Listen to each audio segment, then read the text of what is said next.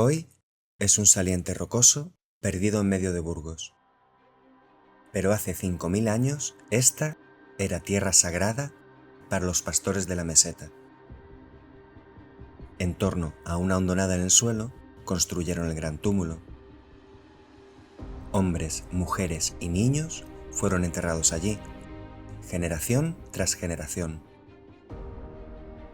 El ritual para clausurarlo duró varios días con sus noches, y la mole oscura quedó sobre el saliente de piedra, un elemento visible del paisaje sagrado de estas gentes durante centenares de años.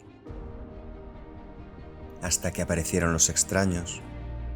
Los hombres altos habían venido de más allá de las montañas, y su llegada iba a cambiar la cultura, la sociedad e incluso la genética de la Iberia antigua.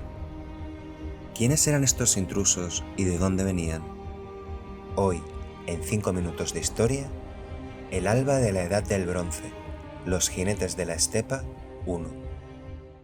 El yacimiento de El Hundido, en Burgos, guarda un testimonio único de la vida espiritual de los habitantes de la meseta hacia el 2800 a.C., un enterramiento colectivo de casi 100 individuos, pastores nómadas, según el análisis de sus restos, utilizado de forma consecutiva durante generaciones. Aquí se enterraba a todos los miembros de la comunidad, y en varias ocasiones se movieron y reorganizaron los cuerpos, imaginamos que siguiendo algún tipo de ritual. El resultado final fue un espacio funerario sembrado de huesos. La hoguera que utilizaron para celebrar su cierre alcanzó una temperatura extraordinaria, tanto como para convertir la piedra caliza en cal y vitrificar la arena. Mantenerla encendida el tiempo necesario para causar esto debió requerir la colaboración de todo el grupo, cimentando a El Hundido como un lugar sagrado para la comunidad que lo construyó. Pero, alrededor de 500 años después de este ritual, cuando el túmulo aún era un hito reconocible en el terreno, este fue destruido. Las rocas son desplazadas y la tierra es abierta para recibir 3 enterramientos individuales sucesivos. Los hombres encontrados en ellos son diferentes a la población local. Uno de ellos, con 1,83 m, era un verdadero gigante, en un momento y lugar en el que la media rondaba el 1,60 m. Las inserciones musculares en sus huesos nos hablan de hombres muy robustos, todos con vidas largas y gran actividad física. Hoy vamos a dedicarnos a entender su origen, las raíces de su cultura y el motivo de su llegada a Iberia. Y para eso vamos a utilizar su ADN como guía. Primero, necesitamos entender los 3 principales tipos de análisis genéticos y qué información nos aporta cada uno, porque no todo el ADN es igual. En la mitocondria, un orgánulo que produce energía para la célula, encontramos el ADN mitocondrial, comprimido en un cromosoma circular. Esta secuencia se hereda siempre de la madre. Esto nos permite establecer linajes femeninos de descendencia, conocidos como haplogrupos, a los que les asignamos un código. Como el ADN va mutando de forma regular con el tiempo, estos linajes se van diversificando, formando un árbol genealógico, potencialmente de toda la humanidad. Las pruebas de ADN mitocondrial nos permiten trazar movimientos de población femeninos. Pero cuando hablamos de ADN, normalmente nos referimos al ADN que se encuentra en el núcleo de cada célula, conocido como ADN nucleico. Básicamente, este ADN está formado por largas fibras moleculares de las que forman parte los genes. Estas fibras aparecen comprimidas en los 23 pares de cromosomas que tienen la mayoría de los seres humanos, un cromosoma de cada par heredado de cada progenitor. Hay un par de cromosomas sexuales que definen principalmente el sexo del individuo y los 22 pares restantes con todo lo demás, conocidos en conjunto como ADN autosomal. En los comienzos de la investigación arqueogenética no éramos capaces de recuperar todo el ADN autosomal, pero sí el cromosoma Y.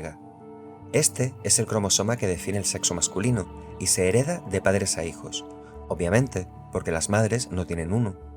Esto nos permite ir trazando linajes masculinos, conocidos como haplogrupos, que de la misma forma que los femeninos, se van a ir diversificando en árboles filogenéticos según el cromosoma Y va mutando a lo largo del tiempo. Las pruebas del cromosoma Y nos permiten trazar movimientos de población masculinos. Pero ni el cromosoma Y, con muy pocos genes funcionales, ni el ADN mitocondrial nos aportan mucha información sobre los individuos en sí. Para eso necesitamos el ADN autosomal en el resto de los cromosomas, pues aquí están la mayoría de nuestros genes. El conjunto de genes de un individuo va a definir sus características particulares, su altura potencial, el funcionamiento de su sistema inmunológico, el color de sus ojos y un larguísimo etcétera. La inmensa mayoría de estos rasgos son poligénicos, es decir, hay más de un gen involucrado en su expresión, áreas enteras del genoma funcionando al unísono a veces. También hay que tener en cuenta que el genotipo, esta secuencia de instrucciones, no deja de ser un plan. La dura realidad puede hacer que ciertos genes no se expresen o limitar sus efectos. Por ejemplo, si un individuo con una altura potencial en el rango del 1,80 m no se alimenta bien en su infancia, no va a alcanzar jamás esa altura, algo que claramente no pasó en nuestros hombretones de El Hundido. En la última década hemos empezado a recuperar, leer y comparar la totalidad del ADN nucleico de individuos antiguos, y esto no solo nos ha permitido conocer datos más o menos anecdóticos para un historiador, como el color de la piel, sino que nos ha proporcionado un modo de trazar perfiles genéticos de poblaciones. ¿Cómo se hace esto?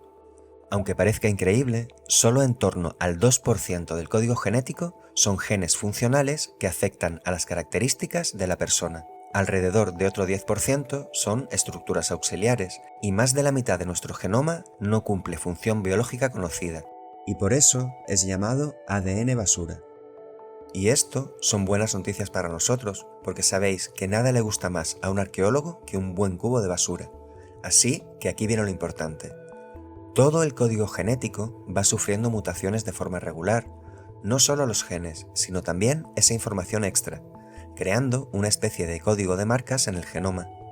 Esto hace que un grupo humano que pase el suficiente tiempo apartado de otros vaya adquiriendo una huella genética propia por efecto fundador, deriva genética y otros mecanismos.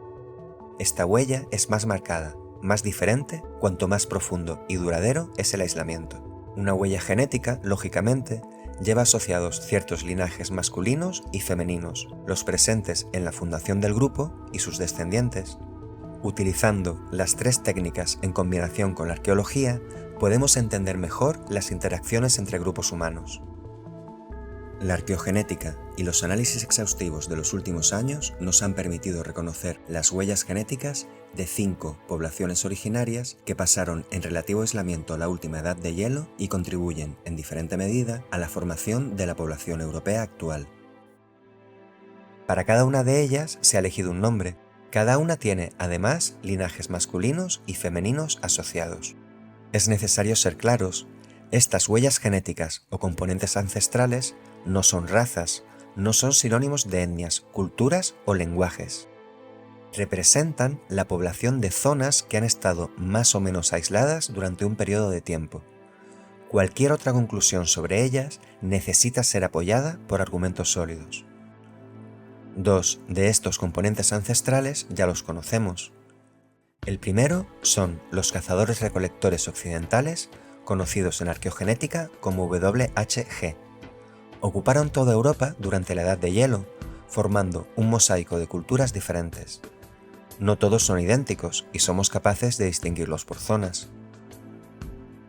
El segundo son los agricultores europeos tempranos o EEF, que desde Anatolia se expanden por todo el continente trayendo la agricultura. La unión de estos dos grupos humanos a lo largo del tiempo acabó creando un nuevo perfil genético estable después de algunos altibajos. Así, un individuo nativo medio de Iberia en la Edad del Cobre tenía en torno a un 30% de herencia cazadora y un 70% de herencia agricultora.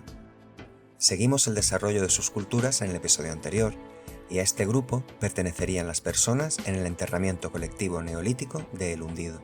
Los hombres altos de los enterramientos intrusivos, sin embargo, muestran la presencia de un perfil genético diferente y unos linajes foráneos, fruto de la interacción de otros pueblos originarios. Es conocido como perfil de los ganaderos del oeste de la estepa, WSH. Hoy vamos a descifrar sus orígenes y su trayectoria hasta Iberia, utilizando su genoma como guía, tratando de seguir las diferentes culturas arqueológicas que forman, para obtener una imagen de quiénes eran. Antes, una advertencia. Estas técnicas son extremadamente recientes, así que el consenso científico en torno a este tema aún está en formación. Os avisaré de los puntos más conflictivos y os contaré las teorías principales, destacando las que considero más correctas. La primera huella genética que reconocemos en los ganaderos del oeste de la estepa, en nuestros hombres del hundido, viene del sur del Cáucaso. En esta zona montañosa, grupos de cazadores-recolectores, parientes lejanos de los que habitaban Europa, se habían refugiado durante la Edad de Hielo. Desarrollan un tono de piel más claro, y algunos de ellos portaban una de las mutaciones que provoca los ojos azules, la más común hoy en día. Genéticamente eran parecidos a los actuales armenios y georgianos, pueblos increíblemente resilientes. Estas gentes, junto con sus vecinos en Anatolia, están entre las primeras en desarrollar la agricultura y poco después la ganadería.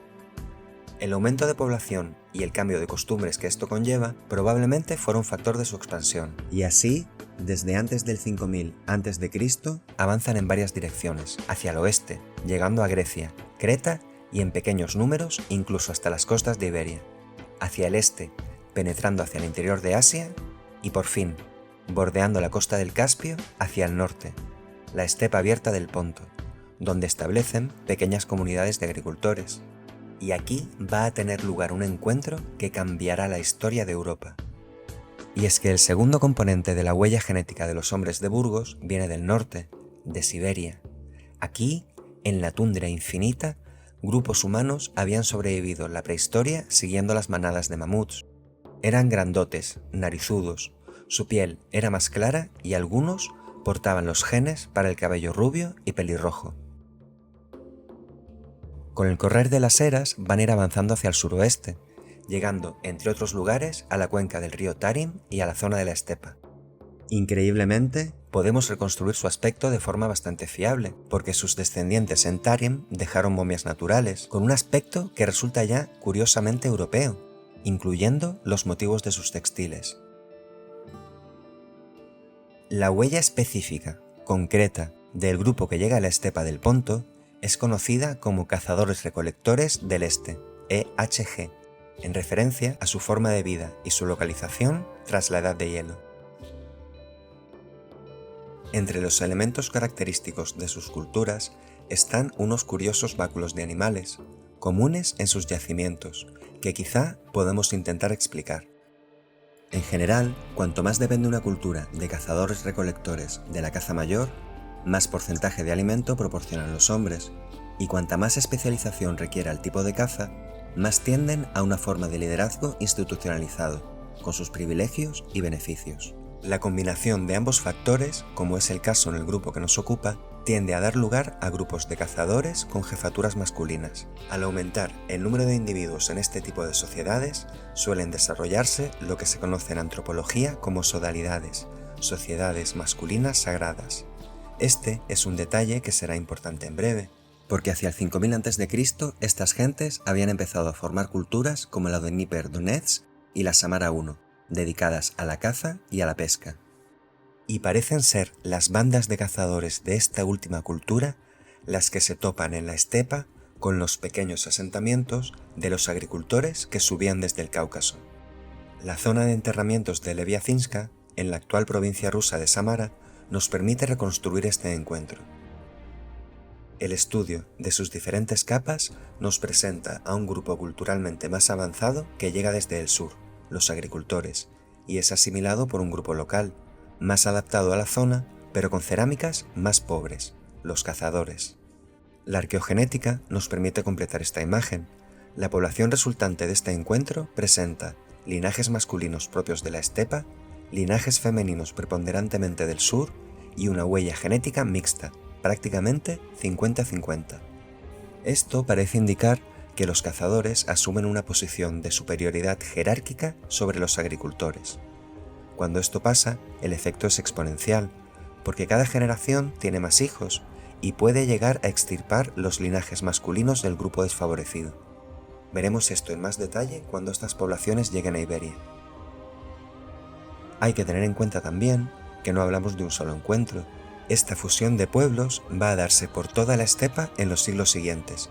Así, las culturas posteriores de Samara II Khvalynsk y Sredniestok I son el crisol en el que estos dos grupos humanos van a fundirse, y sus sociedades son también híbridas. El cementerio de Khvalynsk, perteneciente a la cultura del mismo nombre, ofrece una foto fija de otro momento en esta evolución. Aquí, el 14% de los individuos han sido enterrados con objetos de cobre y armas. Otro 14% acompañados de huesos de animales procedentes de sacrificios, y el resto con objetos sencillos de hueso, conchas o nada en absoluto.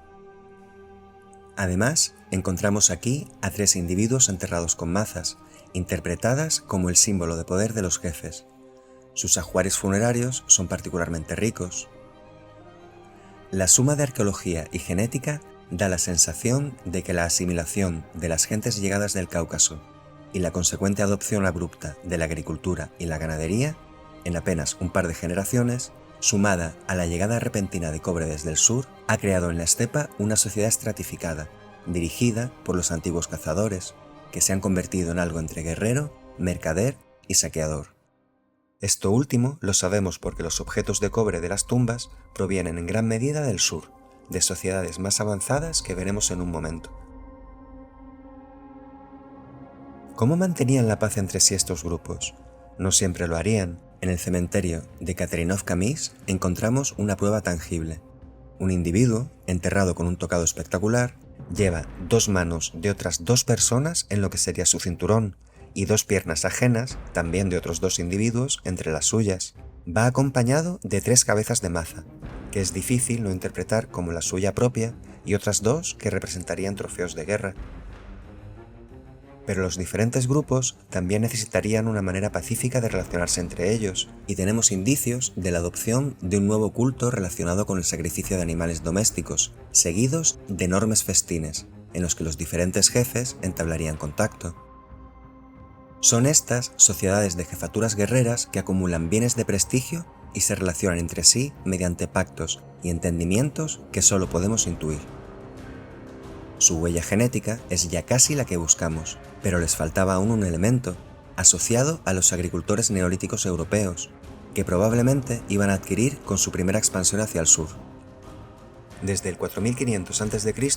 van a ir asentándose en la costa del Mar Negro, en la vecindad de las gentes del complejo cultural Gubelnitsa, Kostadermen, Karanovo VI.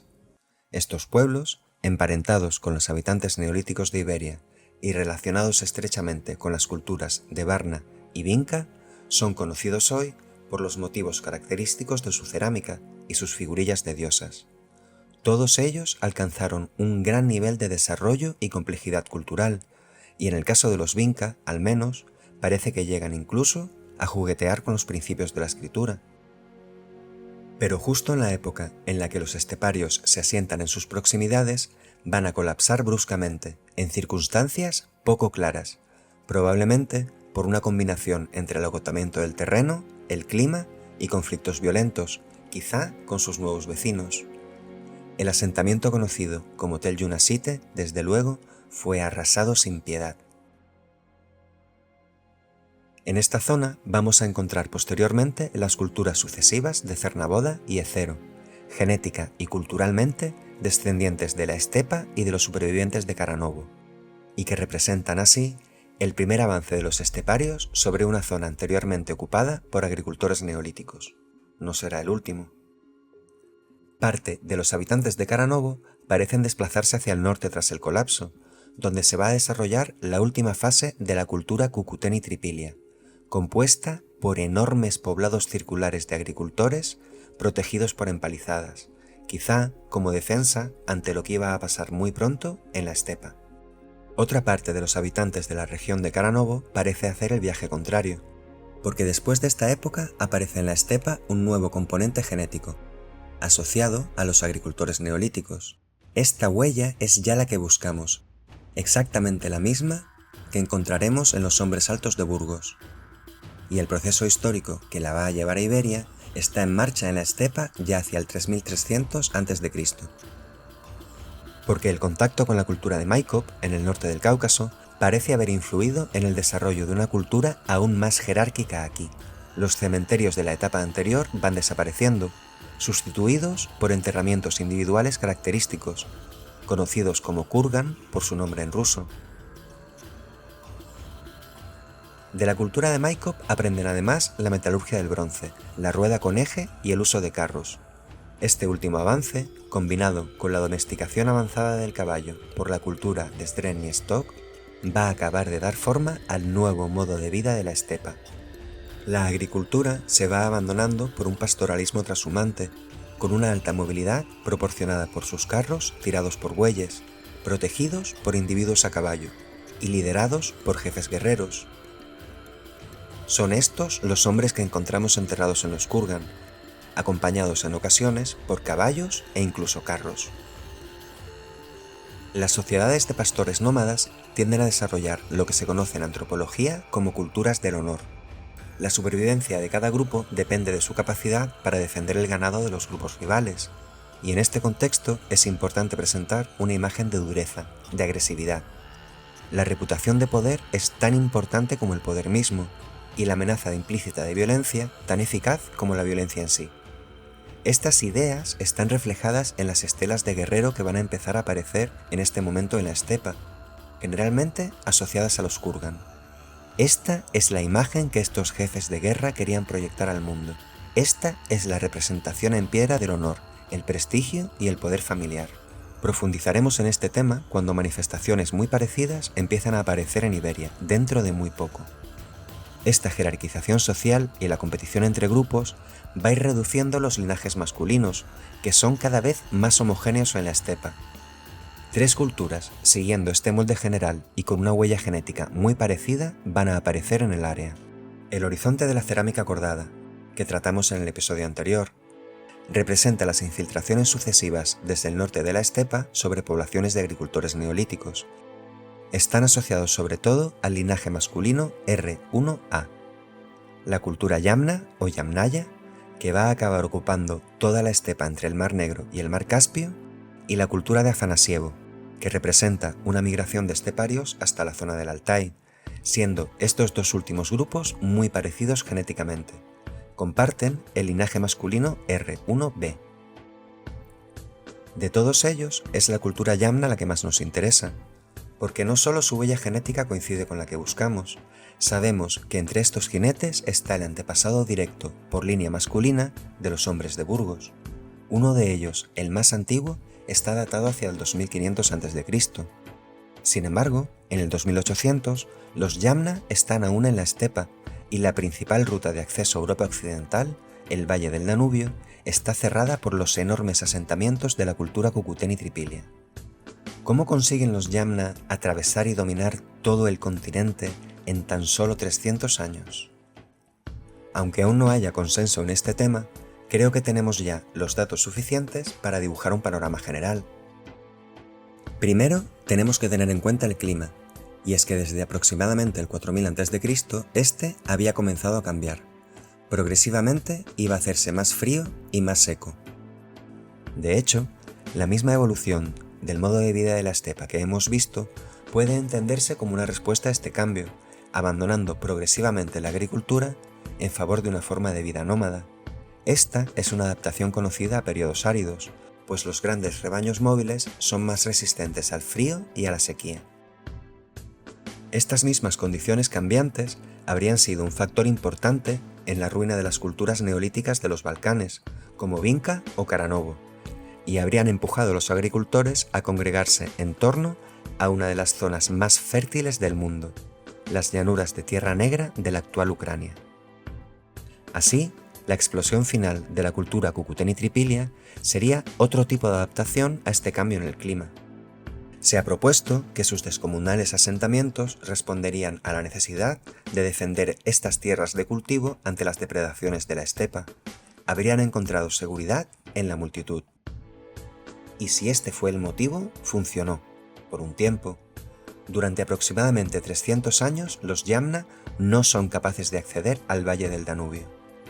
Pero el clima seguía haciéndose más frío y más seco, empujando a la última gran cultura de agricultores de esta zona de Europa hacia el colapso. Y este no es el único factor en su contra, porque los pueblos de la estepa habían abierto un enorme corredor ecológico entre Europa Oriental y el Altai, y aquí en uno de los yacimientos de la cultura esteparia de Afanasievo encontramos las primeras muestras de una vieja enemiga, Yersinia pestis, la bacteria detrás de la peste negra. Desde aquí parece seguir el camino inverso a los jinetes, avanzando hacia Europa. Así, hay autores que proponen que una plaga de peste barrió a los agricultores y abrió la puerta para la llegada de los esteparios. Esta teoría tiene sus problemas, porque la bacteria en este momento no era tan agresiva ni se transmitía con tanta facilidad, pero es necesario tenerlo en cuenta entre los factores que pudieron contribuir a debilitar a los agricultores. En todo caso, la peste no debía ser su única preocupación. Los nómadas de la estepa llevaban al menos 2 milenios viviendo en estrecho contacto con sus ganados, y habían desarrollado un sistema inmunitario resistente a las enfermedades zoonóticas que sus animales transmitían. Los agricultores de Cucutén y Tripilia, y por extensión los de toda Europa, carecían de estas defensas, y además su modo de vida les ponía en desventaja. Los ganaderos llevaban una vida móvil, basada en grupos medianos que recorrían la estepa con sus rebaños. Las abigarradas protociudades de los agricultores, en cambio, eran el campo de difusión ideal para una plaga, sobre todo cuando las cosechas empezaran a fallar, dejando a la población desnutrida y por tanto más vulnerable. De hecho, la cultura Cucutén y Tripilia adopta una costumbre que aún hoy nos desconcierta. Quemaban partes de sus asentamientos de forma cíclica, volviendo a construir encima. Aunque se han propuesto explicaciones rituales, es posible que este rito naciera como respuesta a las enfermedades que las atacaban de forma recurrente, una manera de purificación radical. Y por último, el factor que está creando más controversia en la academia: la violencia. Hemos visto en la estepa la evolución progresiva de sociedades altamente móviles, con un orden social jerárquico y patrilineal organizado en torno a una clase guerrera. Poseen caballos y armas de bronce, y están liderados por hombres que se presentan como grandes guerreros. Es lógico asumir cierto nivel de violencia, o al menos intimidación, en la caída de Cucutén y Tripilia y en su posterior expansión por Europa. Pero el destino de la población nativa y el nivel de agresión exacto son ahora mismo objeto de una polémica enconada. Un sector de la disciplina, liderado por el profesor danés Christian Christiansen y apoyado por genetistas como David Reiche, propone un genocidio total. Los hombres europeos habrían sido pasados a cuchillo con el objeto de robar tierras y mujeres. Esta idea está basada sobre todo en datos genéticos, y el ejemplo más claro son las Islas Británicas. Aquí, en el momento inmediatamente posterior a la expansión Yamna, la huella genética detectada cambia hasta un 90%, y los linajes masculinos nativos desaparecen. Esta tesis tan extrema ha sido muy atractiva para los medios de comunicación generalistas, y sin embargo está muy lejos de ser aceptado unánimemente. Los arqueólogos, en particular, señalan dos cosas. Primero, que hay una cierta continuidad cultural entre el Neolítico y la Edad del Bronce en toda Europa. Así, hay culturas que presentan rasgos mixtos, como la de Usatovo, con cerámica estilo Cucutén y Tripilia depositada en Kurgans. Y en toda la zona de expansión del Danubio, los Yamna van a tomar como costumbre la reutilización de monumentos funerarios. Y esto, es necesario subrayarlo, se interpreta aquí como una forma de reclamar como propios estos territorios ante una población nativa aún presente. Pero quizá el ejemplo más claro es el vaso campaniforme, que de forma indudable se origina en el sur de Iberia, y es adoptado por los pueblos de la estepa nada más llegar a Europa occidental. Para una cultura en la que los banquetes sagrados y la exhibición de bienes de prestigio eran tan importantes, el vaso campaniforme resultaba una incorporación perfecta. En adelante va a formar parte esencial de sus ajuares funerarios, si bien con estilos decorativos propios. Todas estas expresiones culturales hacen difícil imaginar el genocidio salvaje popularizado por la escuela danesa. Además, una campaña de exterminio de la escala propuesta habría dejado una profunda marca arqueológica, y es cierto que encontramos matanzas esporádicas, pero no del nivel necesario para inferir una masacre total y continuada de todos los pueblos neolíticos de Europa.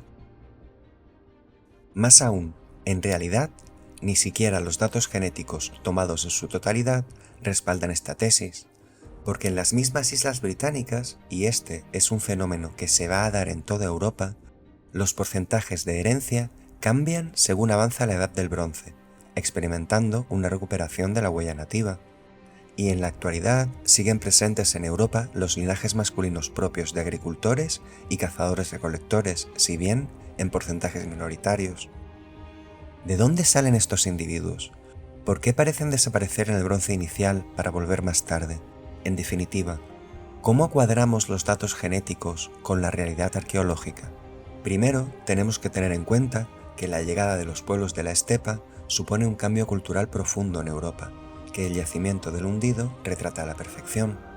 Mientras que el enterramiento neolítico es colectivo, los enterramientos intrusivos representan solo al líder de la comunidad. Estos jefes, altos, fuertes y bien alimentados, dependían para su subsistencia del trabajo de personas cuyos restos no han llegado a nosotros, porque sus rituales de enterramiento más sencillos se han perdido o no han conservado muestras legibles de ADN. Como este proceso de jerarquización se da en toda Europa, los análisis genéticos deben presentar necesariamente cierto sesgo. Este es uno de los motivos de que vayamos a ver un ligero aumento general de la herencia de los agricultores según avanza la Edad del Bronce, mientras los recién llegados se van mezclando con la población nativa, que sigue estando ahí. La eliminación de los linajes masculinos obedece también a este proceso de jerarquización, como ya vimos en la estepa. No es necesaria la eliminación física de todos los hombres. Solo creando las condiciones en las que ellos y sus hijos varones tengan menos éxito reproductivo que los recién llegados, es posible extirpar sus linajes y si se cuenta con el tiempo suficiente. Para entender los datos genéticos hay otro fenómeno que debemos tener en cuenta, y es el de las poblaciones fantasma. Os lo explico con un ejemplo, porque es la segunda vez que nos topamos con este fenómeno. Cuando llegan los primeros agricultores a Iberia, hay un primer encuentro con los cazadores-recolectores, que crea una huella mixta, y tras 2 milenios de estabilidad, de repente, la proporción de cazadores-recolectores aumenta. En el gráfico de Olalde parece que estos nuevos cazadores llegan de algún sitio, pero lo cierto es que habrían estado siempre ahí, expulsados a las zonas menos fértiles y las montañas más inaccesibles. Otra población fantasma que solo aparece en los análisis más tarde, cuando es definitivamente asimilada por los agricultores. Esto, por cierto, presenta un neolítico fascinante con grupos humanos muy diferentes haciendo todo lo posible por evitarse entre sí. Del mismo modo, la expansión irregular de grupos esteparios, tanto cerámica cordada por el norte como Yamna por el sur, iría dejando bolsas de población fantasma, que solo detectaremos cuando sea asimilada de forma desigual en el curso de la Edad del Bronce, contribuyendo así a aumentar la huella calcolítica en los análisis y creando zonas en las que el porcentaje nativo es mayor hasta el día de hoy. En resumen, la expansión Yamna es un fenómeno complejo, con raíces y efectos profundos. El modo de vida de los agricultores europeos había entrado en crisis. Podrían haber resistido a la sequía, a las enfermedades o a los nómadas agresivos, pero todo a la vez fue sencillamente demasiado. Así, los jinetes de la estepa van a avanzar por toda Europa, pactando, sometiendo, reclutando a nuevas gentes a su forma de vida y sí, en ocasiones, exterminando a grupos enteros. Habrá 1000 historias diferentes en el territorio entre la estepa e Iberia, pero por suerte están más allá del interés de este vídeo. Y después de este largo viaje de milenios, estamos listos para volver a Iberia. Aquí, los hombres de El Hundido están entre los primeros que presentan la huella genética de la estepa, y no parecen estar solos. El patrón de enterramiento del Hundido, el tipo de armas y cerámica, y el mismo hecho de estar reutilizando una estructura megalítica colectiva para enterramientos individuales, se encuentra en fechas parecidas en otros lugares de la zona. Los más destacados en el curso medio y alto del Ebro, saltando después al Valle del Duero. Se van a reutilizar preferentemente los monumentos megalíticos más destacados, como los dólmenes de la Lora, por encima de los más modestos. No parece casualidad que todos estos lugares se encuentren a lo largo de la vía natural que permite acceder desde el lado norte de los Pirineos hasta el Valle del Ebro primero y hasta el Valle del Duero después, aprovechando pasos como el de Roncesvalles o desfiladeros como el de Pancorbo. Más tarde, aquí se construiría una calzada romana, que pasa a escasos metros de distancia del yacimiento del Hundido, y más tarde aún, por esta vía avanzará también el Camino de Santiago. En los siglos posteriores, estas reutilizaciones se van a extender por toda la zona megalítica de Iberia de la que hablamos en el episodio anterior. Hasta hace muy poco se suponía que este cambio en el ritual funerario, este cambio del entierro colectivo al individual, obedecía a razones endógenas. Las sociedades neolíticas tardías o calcolíticas se habrían ido haciendo progresivamente más complejas, surgiendo élites locales que reutilizaban los megalitos para buscar una conexión con el pasado y legitimar así sus nuevos privilegios. Desde la publicación del primer gran estudio arqueogenético de la Iberia antigua en 2019, esta hipótesis se ha convertido en francamente difícil de sostener. Si alguien estaba buscando legitimar un nuevo orden social reutilizando los megalitos, no parecen ser las élites locales, porque en líneas generales, tanto en la meseta norte como en el resto de Iberia, vamos a ver a medio plazo el mismo proceso que ya debería sernos familiar: sustitución aparente de la totalidad de los linajes masculinos y la aparición de una huella genética mixta. Vamos a verlo en detalle. En este gráfico, cada punto representa a una persona. La altura del punto representa su porcentaje de herencia de la estepa. Así, este individuo de aproximadamente el 2300 a.C. presenta un 100% de herencia de la estepa. Este otro, 1000 años más tarde, tiene tan solo un 30%. Los colores de los puntos, por su parte, representan el haplogrupo Y. Blanco para mujeres y muestras dañadas, azules y verdes para los propios de Iberia en el Neolítico, y rojo y gris para los clásicos de los Yamna, una rama específica de R1b. Vemos que antes de 2600 los individuos se agrupan en la parte baja de la tabla, sin herencia de la estepa, y presentan linajes masculinos variados, la marca de una sociedad más horizontal.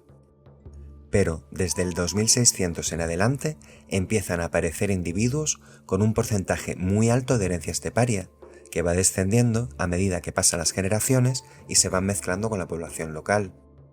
Este descenso continúa de forma acusada incluso después de que dejemos de detectar linajes masculinos nativos, reflejando una población que no estamos viendo, que sigue aportando su herencia a los individuos que sí encontramos. Más tarde, en el primer milenio, la proporción de herencia de la estepa volverá a aumentar, indicando la entrada de nuevas poblaciones desde el norte, pero esto queda fuera del periodo que estamos tratando. Estos resultados, esta mezcla progresiva de herencias con la extirpación de los linajes masculinos locales, es la huella genética de la convivencia de dos poblaciones en una relación jerárquica desigual, exactamente la misma historia que nos está transmitiendo la arqueología. Sería fascinante tener análisis genéticos de los ocupantes de todas estas reutilizaciones para poder entender el comienzo de este proceso. Desgraciadamente, todos los yacimientos que hemos citado hoy, sin excepción, han sido saqueados a conciencia a lo largo de los milenios, en un proceso que continúa hoy en día. Es esto lo que convierte a El Hundido en una pieza absolutamente clave para entender este periodo. Precisamente porque su aspecto actual es menos llamativo, su saqueo ha sido más ligero, destruyendo solo la tumba 2 y parte de la 3. La tumba 1 presenta el único ajuar campaniforme intacto de esta zona en este momento, mientras que en otros yacimientos debemos conformarnos con astillas de hueso, puntas de palmela sueltas y fragmentos de cerámica decorada. Y además, el estado de los restos permitió leer el ADN de los individuos 1 y 3, que aparecen en el estudio de Olalde como EHU002 y EHU001, respectivamente. Aquí vamos a encontrar más detalles sobre el contacto entre nativos y recién llegados. Porque el individuo más antiguo del hundido presenta resultados consistentes con ser hijo de un hombre que portaba la huella de la estepa y una mujer nativa. Y curiosamente, el análisis de isótopos de sus huesos reveló que había pasado su niñez en la zona oeste de la meseta, en el área que hoy ocupan Zamora y León. Es decir, que ya en el momento de su nacimiento, hacia el 2500, había grupos de esteparios moviéndose por la mitad norte de Iberia. El individuo más reciente, separado aproximadamente 300 años del anterior, había crecido en el área general de El Hundido, y de forma contraria a la tendencia general en Iberia, presenta una herencia genética casi totalmente esteparia, con solo un 10% de herencia nativa. Además, presenta con el anterior un parentesco genético equivalente al segundo o tercer grado, el de un primo o un nieto. Esto es cronológicamente imposible, claro, y apunta más bien a la reproducción continuada en una comunidad relativamente pequeña. Cabe preguntarse si todo esto supone algún tipo de aristocracia hereditaria, en la que era más sencillo acceder al liderazgo si se pertenecía a determinadas familias, cercanamente emparentadas entre sí. Es una lástima que el saqueo de la segunda tumba, suponemos que situada cronológicamente entre las dos anteriores, nos haya robado por ahora la posibilidad de completar la secuencia, en lo que sería un registro absolutamente único de los personajes más importantes de esta zona durante casi 300 años. Esta es una muestra del poder de la arqueogenética. Nos permite reducir el abanico de hipótesis posibles y propone otras nuevas, en ocasiones inesperadas. Pero debe usarse siempre con prudencia y teniendo en cuenta el registro arqueológico, porque sus datos son necesariamente parciales y obligatoriamente sesgados. De lo contrario, nos encontramos con titulares sensacionalistas que no ayudan a nadie. Y este tema es demasiado importante para ser tratado de forma tan superficial. El encuentro entre nativos y esteparios al principio de la Edad del Bronce es el momento seminal en el que se forma la base de todas las poblaciones y culturas posteriores de Iberia, y aún hoy, estas son las dos huellas genéticas más importantes en toda la población de la península, y un componente principal de las poblaciones hispanas. Así, entender esta interacción es clave, y a ello nos vamos a dedicar en los siguientes episodios, añadiendo además una nueva arma a nuestro arsenal analítico, la arqueolingüística. Para ello vamos a partir de uno de los hallazgos arqueológicos más fascinantes de este siglo en España, la cueva templo funeraria y el campo tumulario de Castillejo del Bonete. ¿Os lo vais a perder?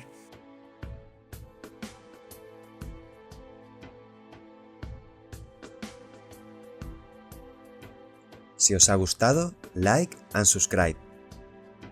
Bueno, como siempre, muchas gracias por aguantar hasta el final.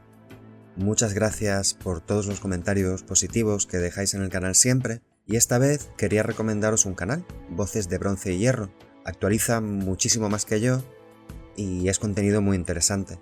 También quería deciros que voy a intentar hacer otro tipo de vídeos, intercalándolos con los vídeos largos, para poder publicar un poquito más a menudo.